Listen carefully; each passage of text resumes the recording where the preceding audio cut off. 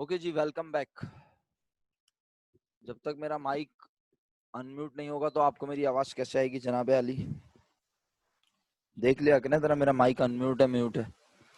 चले जी, मैंने mic unmute करके बोलना शुरू कर दिया। आई होप आप सबको मेरी आवाज आ रही है। और मैं अब इंतहाई इंपॉर्टेंट इस चैप्टर के यानी इस पार्टनरशिप फॉर्मेशन के आखिरी फेज की इंपॉर्टेंट तरीन बात आपसे डिस्कस कर रहा हूं। उसके बाद पार्टनरशिप फॉर्मेशन खत्म हो रहा है।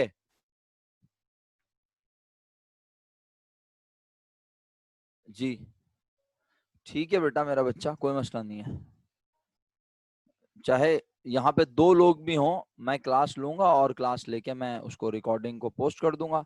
देखे ना, कॉलेज में जब बच्चे होते थे वहाँ तो क्लास होती थी। हाँ, अब ये है कि अगर दो तीन बच्चे मौजूद हों तो फिर हम क्लास नहीं लेते थे, हम जो है वो ग्रुप स्टडी करवा देते थे।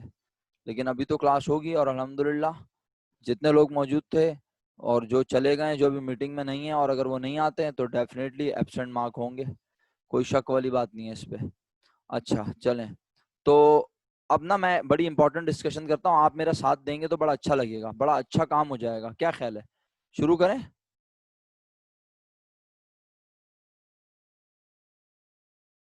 इन्वेस्टमेंट वाली क्या एंट्री बताई?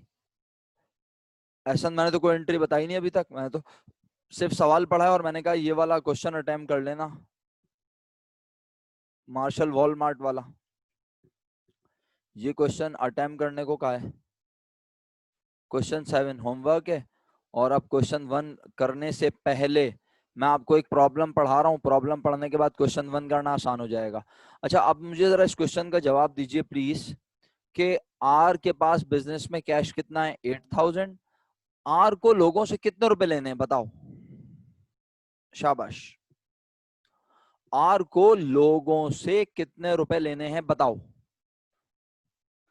पार्टिसिपेशन चाहिए भाई मुझे। हाँ, तो फिर इससे जब इन्वॉल्वमेंट होगी ना तो फिर समझ में भी आएगा ऑटोमेटिकली। इन्वॉल्वमेंट नहीं होगी तो समझ नहीं आएगा। हाँ, फिर अब बैठे रहिएगा बेवकूफ बन के स्क्रीन के सामने। आर को लोगों से लेने हैं 40,000 रुपीज। क्या आर, हर्षा 48,000 रुपीज, ये आर की बात हो रही है, तुम एस पे क्यों पहुंच गई बेटा? मेरा बच्चा, आर जो होता है ना वो ये होता है, आजकल इसे आर कहते हैं, इस तरह जिसे जो बना हुआ ना ये आर, इसको आर कहते हैं। 40,000 रुपीज आर ने पब्लिक से लेने हैं। क्या आर ने इस 40,000 में कोई प्रोविजन बनाया हुआ है? क्या उसे लगता है कि इन फ्यूचर कोई अमाउंट बैड डेट्स बन जाएगी और रिकवर नहीं हो पाएगी?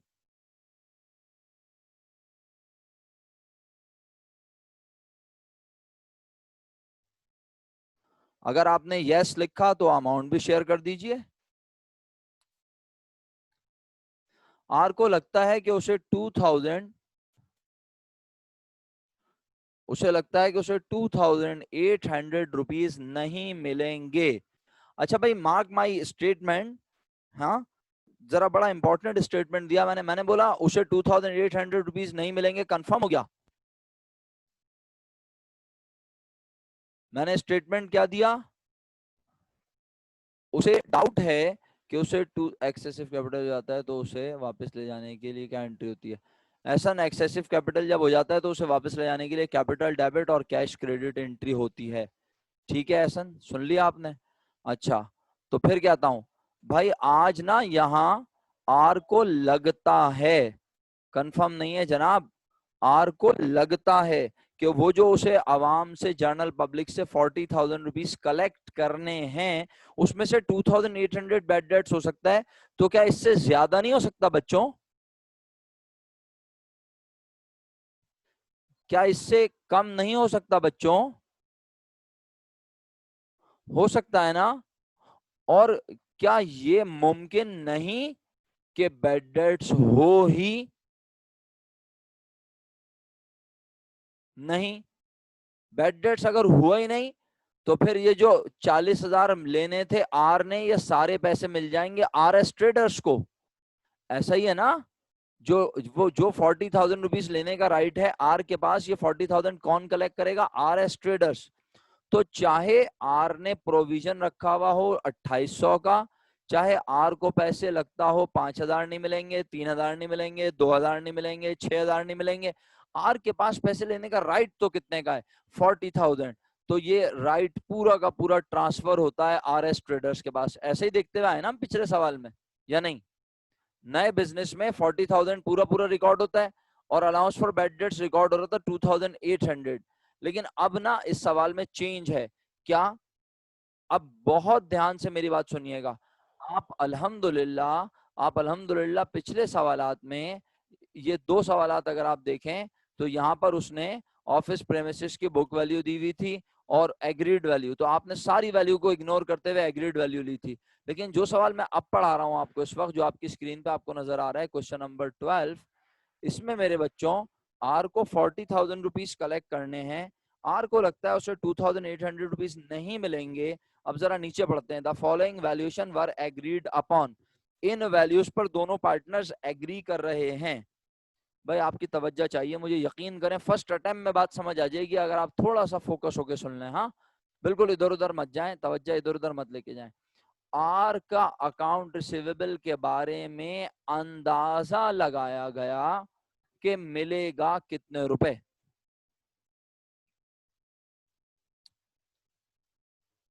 25,500 मिलेगा। सही है। अच्छा, अब फिर वापस आते हैं। आप बोलेंगे सर आप बहुत पका रहे हैं, लेकिन क्या करूं, मैं पकाऊंगा नहीं आपको तो आपको समझ नहीं आएगा। मेरा बार बार पुकारने से आपको चीज क्लियर होगी। मेरा बेटा, आर को आवाम से कितने रुपए लेने थे?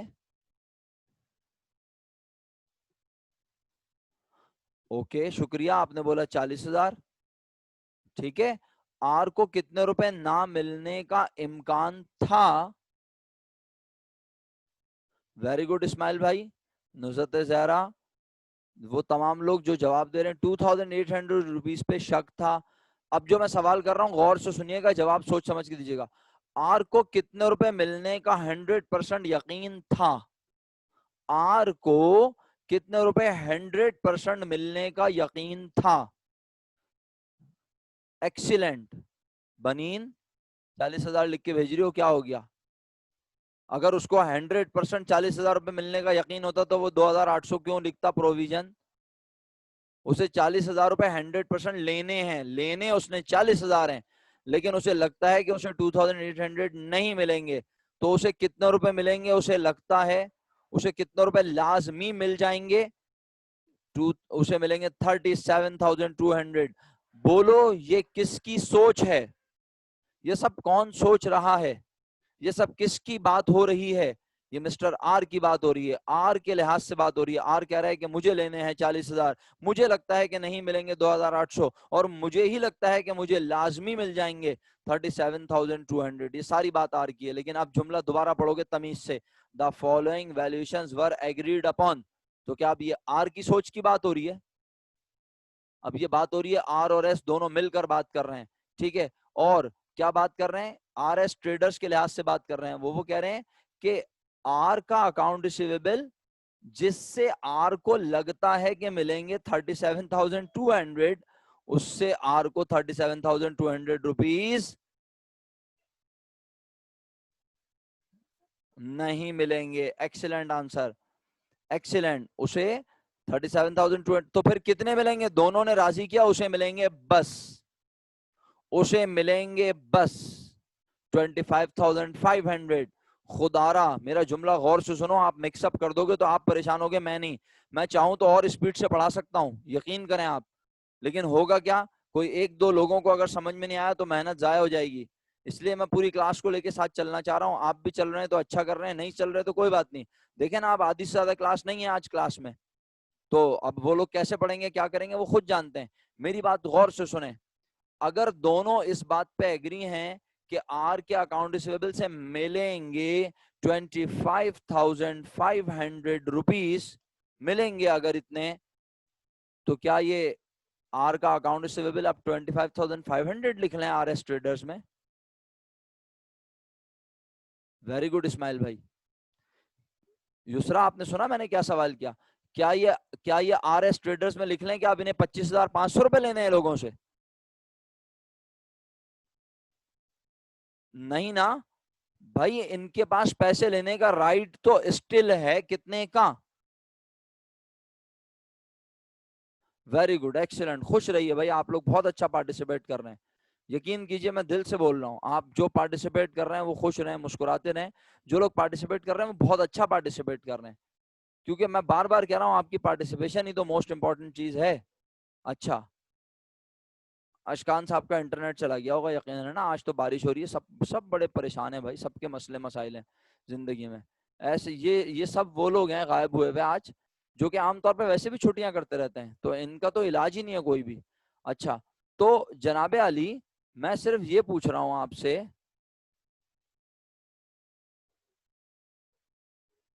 अच्छा,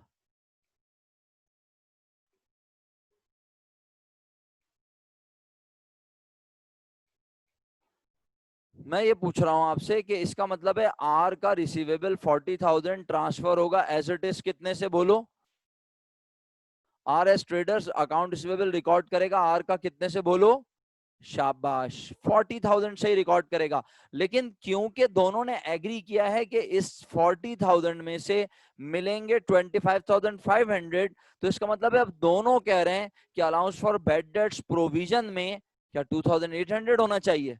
अगर 2,800 रखा अलाउंस तो कभी भी 25,500 नहीं बनेगा। तो इस 40,000 को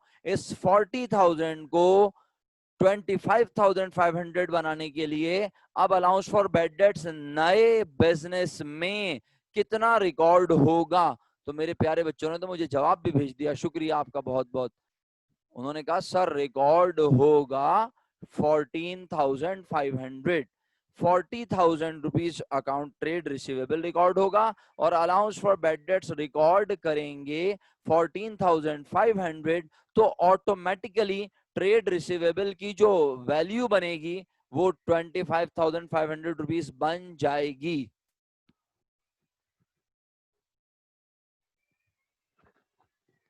आपको समझ आई मेरी बात? अगर समझ आई तो आइए मैं आपको दिखा भी दूं सॉल्यूशन में। अकाउंट रिसीवेबल 40,000 ही रिकॉर्ड हुआ है। अंजिया, मैं चाहता हूं ये 40,000 रुपए में से मुझे मिलेंगे 25,500, तो कितने नहीं मिलेंगे?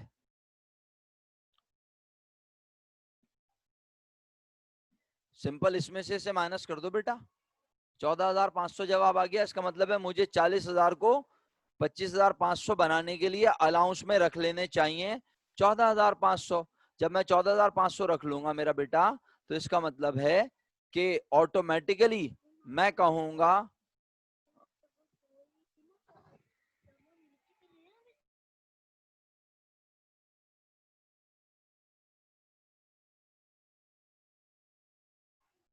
तो मेरे बच्चों बात बस इतनी सी है सिंपल, कि आज ट्रेड रिसीवेबल को 40,000 में से 25,500 अगर मिलेगा, तो हमें चाहिए कि हम उसे 14,500 प्रोविजन में रख दें, ताकि ये एग्रीड वैल्यू फॉलो हो जाए, एग्रीड वैल्यू के ऊपर चले जाए। देखो मेरा जुमला आप गौर से सुनना, अगर नहीं सुनोगे तो तुम्हारी मर्जी। जब हम बात करते हैं पिछले क्वेश्चंस की, तो हम देखते हैं कि इन्होंने कहा ऑफिस प्रेमिसेस की वैल्यू 5 लाख लिख दो, तो हमने ऑफिस प्रेमिसेस की ओरिजिनल वैल्यू पे भी लानत भेजी, हमने ऑफिस प्रेमिसेस की बुक वैल्यू पे भी लानत भेजी, हमने ऑफिस प्रेमिसेस के एक्यूमुलेटेड डेप्रिसिएशन पे भी लानत भेजी। आपको नहीं समझ आ रहा? मैं एक और मिसाल बोलता हूं आपके लिए, क्या याद करेंगे आप? ये लीजिए, आपने घर से जो काम किया है, जो आप आज काम करके बैठे हुए, आप ये क्वेश्चन घर से करके बैठे हुए जनाबे Ali, question number 16, question number 17, इसकी एंट्री सुनाई है आप लोगों ने मुझे। मेरा बच्चा, बिल्डिंग की ओरिजिनल कॉस्ट थी 4 लाख, इस पर डेप्रिसिएशन हुआ हुआ था 1,20,000, इन दोनों वैल्यू पे आपने लानत भेजी। आपने बोला दोनों से कोई कंसर्न नहीं है। क्यों? क्योंकि बस उसने एग्रीड वैल्यू दी थी 3,00,000 रुपीज, आपने ये चुपचाप लिख ली। क्यों? क्योंकि बिल्डिंग पे ऐसा कोई मामला ही नहीं है कि फ्यूचर में इतना नुकसान हो जाएगा या इसकी वैल्यू कम हो जाएगी, नहीं।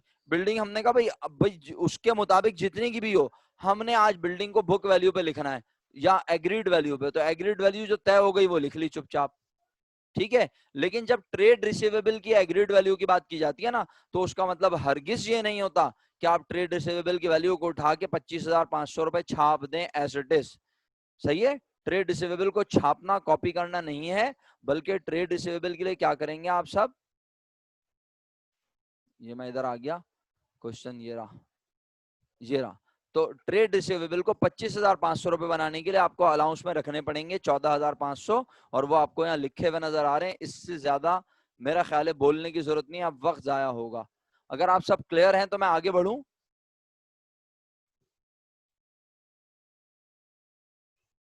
शुक्रिया। देखें ये जो आपने कमेंट लिखा है ना, आपने जो मैसेज में लिखा है क्या कि ये राफे साहब कह रहे हैं सर 5 लाख रखी value because it was agreed by partner.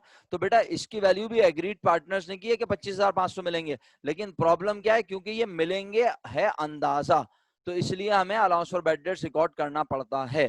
Right जी, जल्दी आ जाए जरा प्लीज, जल्दी आ जाए जरा प्लीज, शाबाश। अच्छा जी आगे बढ़ता हूं, अब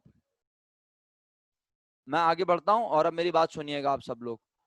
तो अल्हम्दुलिल्लाह ट्रेड रिसीवेबल के लिए आप जहनी तौर पे तैयार हैं। कैश की वैल्यू 8,000 ही होगी। मर्चेंडाइज कितने की है आर के मुताबिक, बोलना जरा जल्दी, शाबाश। मर्चेंडाइज कितने की है आर के मुताबिक? 32,000। और नीचे कहता है मर्चेंडाइज इन्वेंट्री की वैल्यू लिखी जाएगी कितनी। तो अब मर्चेंडाइज ऊपर कम है ज्यादा है जो भी है, 1 रुपए है 0 है, हमें उससे गर्ज। Okay, we have no concern with that amount. Now we are going to consider this agreed amount which is rupees 28,000. Clear? आगे बढ़ूं, इजाजत है? अच्छा, मर्चेंडाइज इन्वेंट्री के बाद अगला नाम बताना क्या है, ऑफिस सप्लाईज। ऑफिस सप्लाईज से मुतालिक आर की ऑफिस सप्लाईज से मुतालिक कुछ नहीं लिखा, एस की ऑफिस सप्लाईज से मुतालिक लिखा है। तो आर की ऑफिस सप्लाईज कितने की है? 2,000। इसे लिखेंगे भी कितने का, बोलो।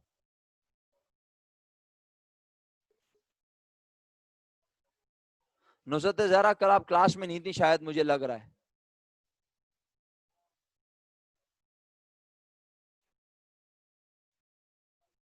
जी ऑफिस सप्लाईज 2,000 से लिखेंगे। बेटा अगर थी तो फिर लेक्चर को गौर से सुना करें। चीजों की वैल्यू बढ़ती और कम होती है।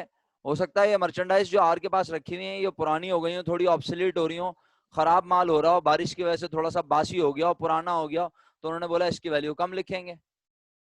और हो सकता है कि एस के पास जो माल हो वो बहुत अच्छा हो, बिल्कुल लेटेस्ट हो, फ्रेश हो, और मार्केट में वो महंगे में मिल रहा हो, तो उसकी वैल्यू ज्यादा भी करके लिख सकते हैं।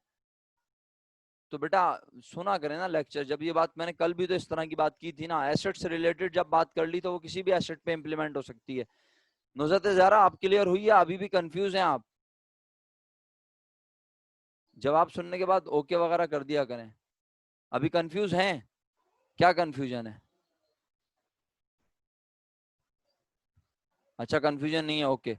चलें जी आगे बढ़ता हूँ। डिलीवरी इक्विपमेंट आर के मुताबिक कितने का है, बोलो।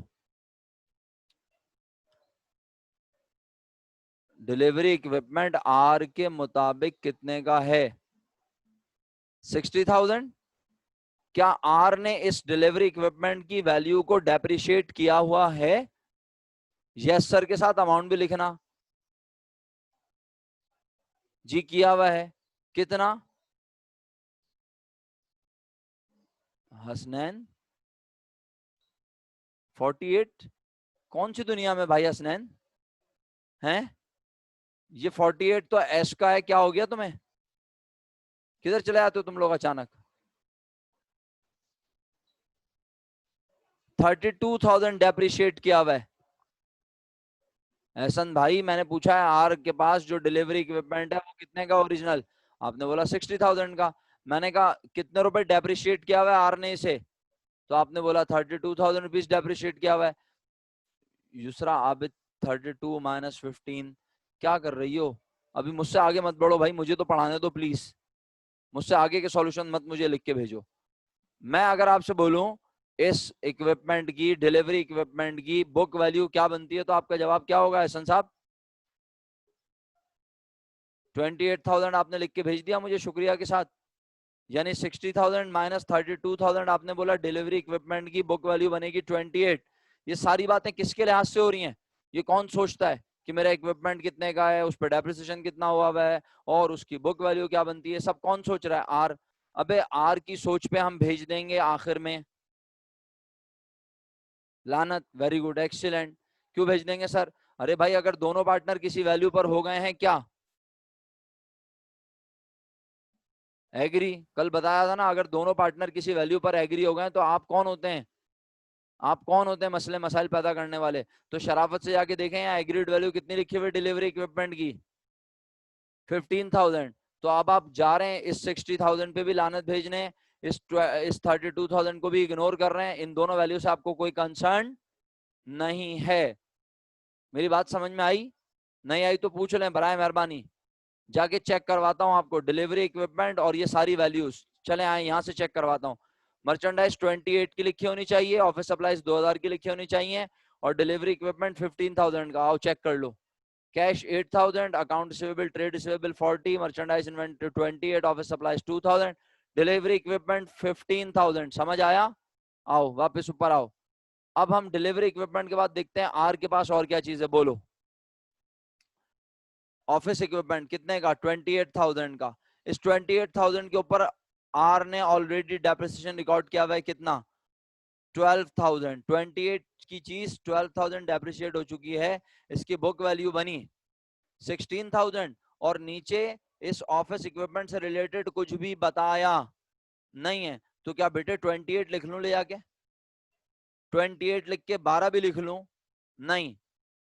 नॉन करंट एसेट में हमें अगर एग्रीड वैल्यू गिवन ना हो तो बुक वैल्यू लिखते हैं। तो बुक वैल्यू कैसे लिखेंगे? 28 माइनस 12, 16,000 लिखा, ये देख लें 16,000 नजर आया।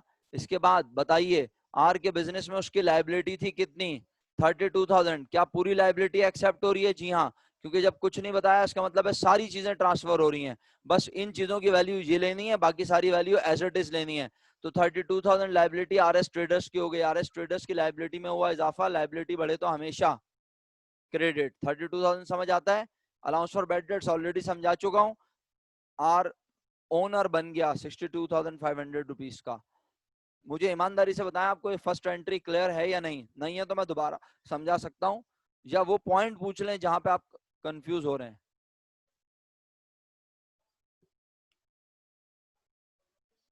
जोया बैड डेट्स के लिए मैंने बताया कि उसे 40,000 रुपीज आवाम से लेने, उसने अपने पास सोचा हुआ है कि उसे 2,800 नहीं मिलेंगे, आर को लगता है उसे 37,200 मिलेंगे। ये सारी सोच आर की है, लेकिन दोनों ने मिलकर एग्री किया कि अकाउंट रिसीवेबल से मिलेंगे। अंदाजा लगाया 25,500। राइट तो 40,000 का है, तो राइट तो एज इट इज ट्रांसफर होगा। आर एस ट्रेडर्स में राइट पूरे 40,000 का ही जाएगा, लेकिन इस 40,000 को 25,500 बनाने के लिए हम अलाउंस फॉर बैड डेट्स इतना रिकॉर्ड करेंगे कि 25,500 बन जाए। तो अलाउंस फॉर बैड डेट्स में कितने पैसे रिकॉर्ड करें? क्वेश्चन ये रेज होता है। सिंपल सा काम करें, 40,000 में से इसे माइनस कर दें तो आपको अलाउंस फॉर बैड डेट्स पता चल जाएगा। मैंने फिर दोबारा बता दिया, मैं फिर दोबारा बता सकता हूं, आप फिर पूछ के देख लें, शाबाश। 14,500 जिसे समझ नहीं आ रहा वो पूछ ले, या कोई भी अमाउंट जिसे समझ नहीं आ रही वो पूछ ले। और अगर नहीं पूछ रहे तो भाई फिर अब बस मैं आगे बढ़ता हूं और एस की एंट्री के बारे में बात करते हैं। 12,000 रुपए एज इट इज जाएगा, यस और नो करते जाओ आप। ओके। फिर अकाउंट रिसीवेबल 48,000, चाहे इसके नीचे एग्रीड वैल्यू हो चाहे इसकी बुक वैल्यू हो, जाएगा तो ये कितने का? हमेशा बोलो बोलो कितने का जाएगा? 48,000 का ही जाएगा। अच्छा अब चेक कर लेते हैं साथ साथ, इस पे allowance for bad debts record हुआ है 1600। इसका मतलब है 48 में से 1600 लेस करें तो एस को लगता है उसे लाजमी मिल जाएंगे कितने? 46,400 है ना? ये सोच किसकी है? एस की। और नीचे लिखा है एस के अकाउंट रिसीवेबल से मिलेंगे सिर्फ कितने रुपए? माशाल्लाह, जबरदस्त। तो इसका मतलब है अलाउंस में कितने पैसे रखने पड़ जाएंगे भाई? अलाउंस में कितने पैसे रखने पड़ेंगे? तो अल्हम्दुलिल्लाह आपको समझ आ गया। ट्रेड रिसीवेबल डेबिट तो होगा पूरे 48 से, समझ आ रही है? लेकिन क्योंकि एस के अकाउंट रिसीवेबल से अंदाजा लगाया कि मिलेंगे, रियलाइज का मतलब मिलेंगे, सिर्फ कितने मिलेंगे? 8,000। तो बच्चों कितने नहीं मिलेंगे? बाकी लोग क्यों नहीं लिख के भेज रहे मुझे? सिर्फ इस्माइल ने लिख के भेजा आंसर मुझे, बाकी लोगों को समझ ही नहीं आया क्या? जोया जवाब क्यों नहीं दे रही हैं आप? अभी तो आपने मुझसे समझा कॉन्सेप्ट। बस 3-4 लोगों ने जवाब दिया, बाकी कोई जवाब ही नहीं दे रहा। जी अफसा मैसेज आ रहे हैं आपके। 8,000 लिखेंगे सिर्फ। असमा जूते पड़ने चाहिए तुम लोगों को ना, इडियट वाली बातें क्या करो तुम लोग। 8,000 कहाँ लिख लोगी तुम? 8,000 लिखोगी तो वो 40,000 रह जाएगा। किस बात का कंफ्यूजन है एहसन साहब? बिल्कुल सेम बात है। ये आर वाली बात है, लेकिन जब आपको आर वाली बात समझ नहीं आई थी तो आप लोगों ने पूछी नहीं। अब जब मैं एस के ऊपर आके थोड़ी तेजी दिखा रहा हूं तो आप लोग बोल रहे हैं कंफ्यूजिंग हो गई सर। जोया ने जवाब दे दिया बिल्कुल सही, उसने अभी मुझसे आखिर में बोला रिपीट करो, मैंने उसके लिए रिपीट किया, उसने बात को गौर से सुना और उसने मुझे जवाब भी दे दिया।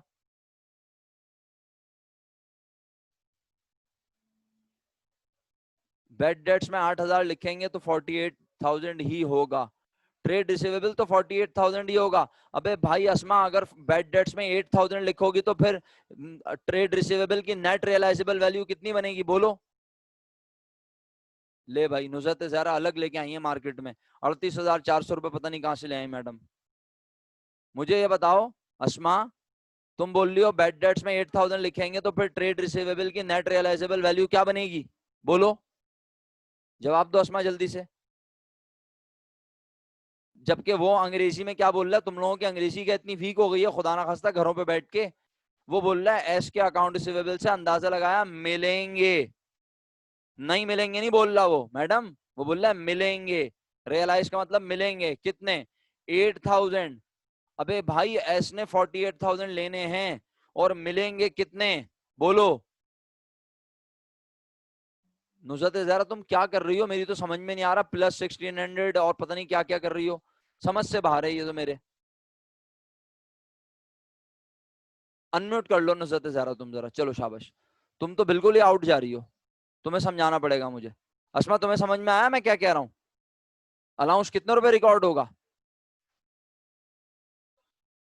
बताओ, अलाउंस कितना रिकॉर्ड होगा? नुसरत जरा अनम्यूट करें, आपसे बात करनी है मुझे। Yes sir. ये बताएं मैडम, आपको यहाँ, अब आप मेरे सवाल का जवाब देती रहेंगी तो आपको खुद ब खुद एहसास हो जाएगा कि मैं गलत थी या सही थी। अस्मा मुझे अभी तक जवाब नहीं भेजा आपने, मैं इंतजार कर रहा हूँ आपके जवाब का। इसका मतलब है अस्मा को भी समझ नहीं आई बात अभी तक, है ना? और अस्मा आपको ये भी 100% समझ नहीं आई होगी, है ना?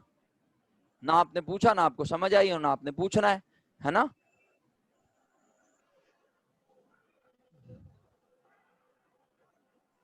तो भाई एस के ऊपर क्या जादू हो गया? एस क्यों नहीं समझ आ रहा? कॉमन सेंस की अमाउंट का इतना बड़ा डिफरेंस आ गया तो आपका ब्लड प्रेशर लो हो रहा है सब लोगों का, है? एस ने कितने रुपए लेने हैं बोलो भाई, नुसरत जहरा अनम्यूट। 48,000। एस को लगता है कितने रुपए नहीं मिलेंगे? 1600। ये किसकी सोच है? एस की। एस को कितने रुपए मिलने का यकीन है? 37,400। ये 37, 36, ओ 30, हाँ 36। ये सारी बातें कौन सोच रहा है? एस। अब जब दोनों ने किसी बात पे एग्री किया तो क्या तय हुआ कि एस के अकाउंट रिसीवेबल से, एस के 8,000 अकाउंट से उसे मिलेंगे या नहीं मिलेंगे? मिलेंगे। 8,000। लेने कितने हैं एस ने? 48। मिलेंगे कितने? 8। लेने कितने हैं 48। और मिलेंगे? 8,000। तो 48 को 8 बनाने के लिए क्या करूं?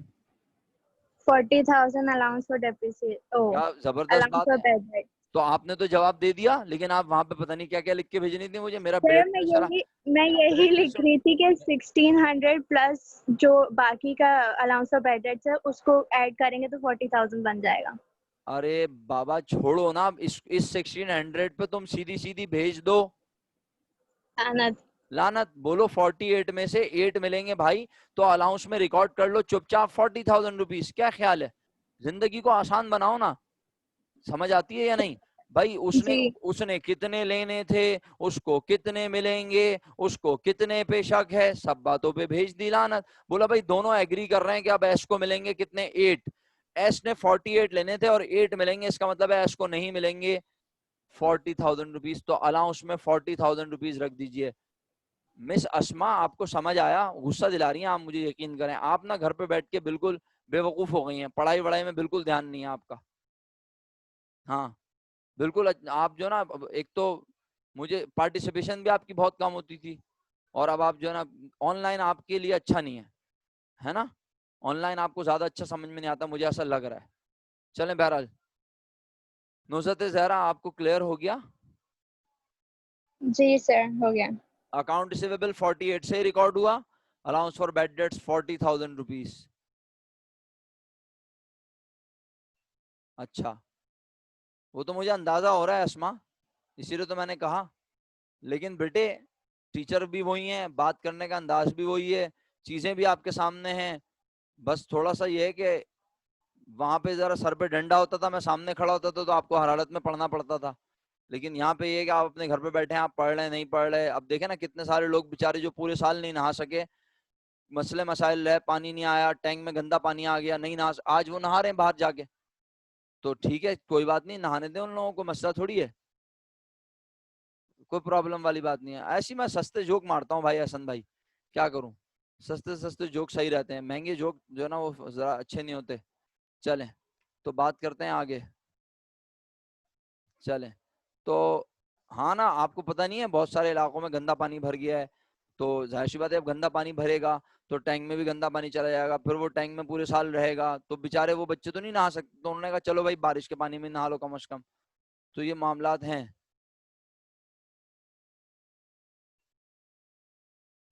हाँ हाँ बिल्कुल, इसीलिए तो महंगे जोक नहीं कर रहा कि रिकॉर्डिंग हो रही है भाई। वाइस प्रिंसिपल भी सुनती हैं अल्हम्दुलिल्लाह हमारी रिकॉर्डिंग, और प्रिंसिपल भी सुन लेती हैं, तो बोलेंगे इतने महंगे महंगे जोक सर बच्चों को सुनाते हैं। अकाउंटिंग, वैसी भी अकाउंटिंग इतनी, अकाउंटिंग सस्ती सस्ती पढ़ाते हैं, 100 100 रुपए की मिसालें देते हैं, 20 20 रुपए की, और ये जोक्स इतने महंगे। चलो आओ आगे बढ़ते हैं, अल्हम्दुलिल्लाह तुम्हें ये समझ आ गया। अब आगे बढ़ो, बताओ इसके बाद मर्चेंडाइज इन्वेंट्री 20,000 की है, और इन्होंने बोला मर्चेंडाइज इन्वेंट्री के बारे में, क्या बोला, कुछ नहीं बोला। तो अपनी तरफ से 2,000 रुपये कम कर दूं, बढ़ा दूं, कुछ भी नहीं करूं? 20,000 मर्चेंडाइज इन्वेंट्री लिखी हुई है, शायद आप लोग सो गए। वॉलंटियर्स अपनी अटेंडेंस मार्क करें, शाबाश।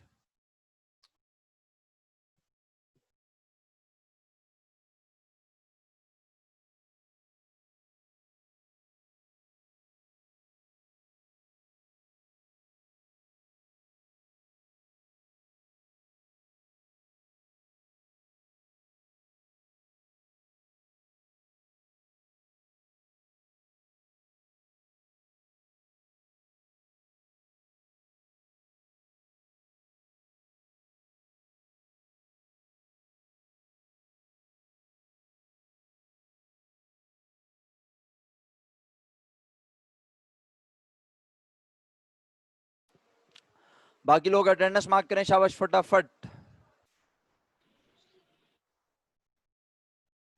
ओके जी, अगर अटेंडेंस मार्क हो गई तो आ जाए इधर, शाबाश। बात को खत्म करते हैं, क्या ख्याल है? बात खत्म हो जाए तो अच्छा होता है, बात रह जाए दिल में तो अच्छी नहीं होती, बात खत्म कर देनी चाहिए। तो आए बात खत्म करते हैं मिल के। अटेंडेंस ही हो रही है, ये क्या हो रहा है हुसैन रजा, ये अटेंडेंस ही हो रही है? तुम आ गए दोबारा पूरी क्लास खत्म होने के बाद, आखिरी 5 मिनट में है, और आगे पूछ रहे हो अटेंडेंस हो गई? नहीं हुई तो अटेंडेंस लगा के चले जाओगे।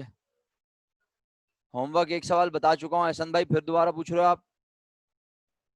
शुरू से हो तो अटेंडेंस अभी तो अभी होनी शुरू हुई है ना मेरे भाई, अटेंडेंस अभी अभी लेनी शुरू की है मैंने।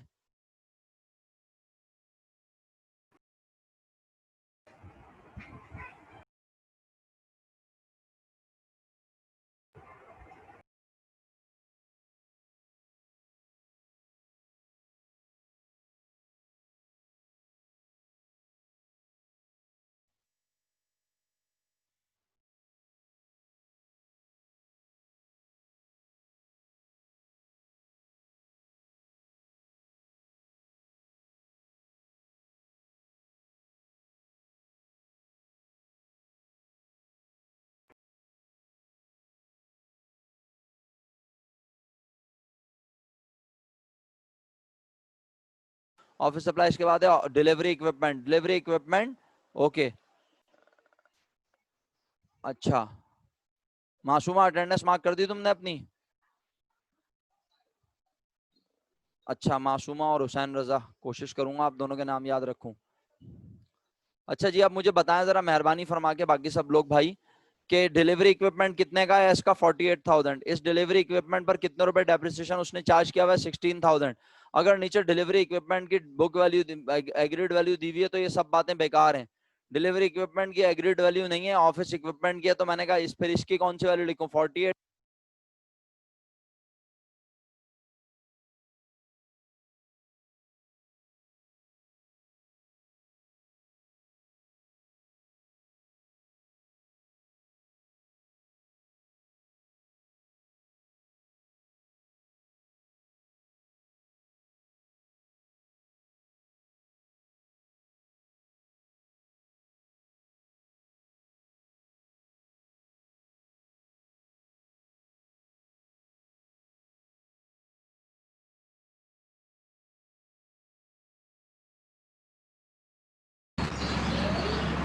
लें जी, आवाज आ गई, आवाज आ गई। चलें बताएं। ऑफिस इक्विपमेंट जो कि 32,000 का है, जिसके ऊपर डेप्रिसिएशन हुआ है 20,000, इसकी वैल्यू बनी, इसकी बुक वैल्यू बनी 12,000, लेकिन ये एग्री कर रहे हैं कि इसकी वैल्यू कितने रुपए लिखेंगे। तो फिर ऊपर वाली वैल्यूज पे इज्तिमाई तौर पे हम सब ने भेज दी। तो हमने कहा बस हमारे काम की वैल्यू है 5,000, क्या ख्याल है? जी सर, मैंने बिल्कुल बोला है हुसैन रजा साहब कि मैं आपको कंसीडर करूंगा। ऐसा कैसा हो सकता है कि मैं आपको कंसीडर ना करूं भाई? बिल्कुल मैं आपको कंसीडर करूंगा, आप फिक्र ना करें, लेकिन आप क्लास में पार्टिसिपेट करते रहें, ये सबसे अच्छा होता है। ये सबसे अच्छा तरीका होता है कि अगर आप अटेंडेंस के वक्त गायब हो गए और जो है अटेंडेंस में आप यस नहीं लिख सके, लेकिन अगर क्लास में आप पार्टिसिपेट कर रहे हैं मुस्तकिल, तो ये सबसे अच्छा तरीका है कि मैं आपके अटेंडेंस मार्क कर दूंगा, क्योंकि मैं सेफ साइड चेक कर लेता हूँ। जो रेगुलर है ना बच्चे, रेगुलर बच्चों की अटेंडेंस, जब भी कोई रेगुलर बच्चा जिस दिन भी एब्सेंट होता है ना, मैं उसकी अटेंडेंस चेक करता हूँ कि ऐसा तो नहीं कि वो क्लास के दौरान रेगुलर यानी क्लास में रहा हो पूरी और अटेंडेंस के वक्त इंटरनेट का इशू हुआ, तो मैं उसको प्रेजेंट मार्क कर देता हूँ। लेकिन ये सिर्फ मैं रेगुलर बच्चों के लिए करता हूँ। अब अगर आप रेगुलर हो रहे हैं आहिस्ता आहिस्ता, तो मैं यकीनन आपका भी ख्याल रखूंगा। चलें जी आगे बढ़ते हैं। तो अल्हम्दुलिल्लाह सारी बातें कंप्लीट हो गई हैं और 5,000 रुपये नीचे लिख लिया। Accounts payable, trade payable 38,000 rupees लिखा हुआ है, और फाइनली एस मालिक बन गया 39,600 का। क्या दोनों के कैपिटल बराबर बराबर करने हैं, ऐसा कोई जुमला लिखा है? नहीं, ऐसा कुछ भी नहीं लिखा हुआ। तो बस इसके बाद बैलेंस शीट है, बैलेंस शीट आपको नजर आ रही है, ये बनी भी है, सिंपल जैसे बनती है वैसी बनाइएगा। इसमें कोई अमाउंट मुझे समझाने की जरूरत नहीं है। हम पहले नॉन करंट एसेट लिखते हैं, फिर करंट एसेट लिखते हैं, करंट एसेट में पहले मर्चेंडाइज इन्वेंटरी लिखते हैं, फिर ऑफिस सप्लाईज लिखते हैं, फिर प्रीपेड, फिर रिसीवेबल और आखिर में कैश। ठीक है, बैलेंस शीट आप बना लेंगे अल्लाह के हुक्म से। तो ये वाले सवाल की बनानी नहीं है, ये तो सवाल ऑलरेडी सॉल्व हुआ है। अब आप सवाल देखें ताकि रुखसती की तरफ जाए। आखिरी मिनट है, दोबारा आ जाइएगा जरा शराफत से, आखिरी मिनट है, दोबारा आ जाइएगा शराफत से इसी मीटिंग में। हाँ, बस 2-3 मिनट के लिए, ज़्यादा से ज़्यादा बहुत ज़्यादा हुआ, 5 मिनट के लिए आ जाइएगा, क्या ख्याल है? 5 मिनट के लिए आ जाइएगा सब बच्चे दोबारा, ठीक है? आवाज़ आ रही है सबको मेरी? 5 मिनट के लिए आना है सबने दोबारा, ठीक? अच्छा, तो अब हम प्रैक्टिस क्वेश्चन आपको दिखा देते हैं। क्वेश्चन नंबर 1 नोट कर लें, आपका हुआ। क्वेश्चन नंबर 3 आपका हुआ। क्वेश्चन नंबर 4 आपका हुआ। सुन लिया? 1, 3, 4 आपका हुआ। बस अब आप चाहे छुट्टी कर लें, मत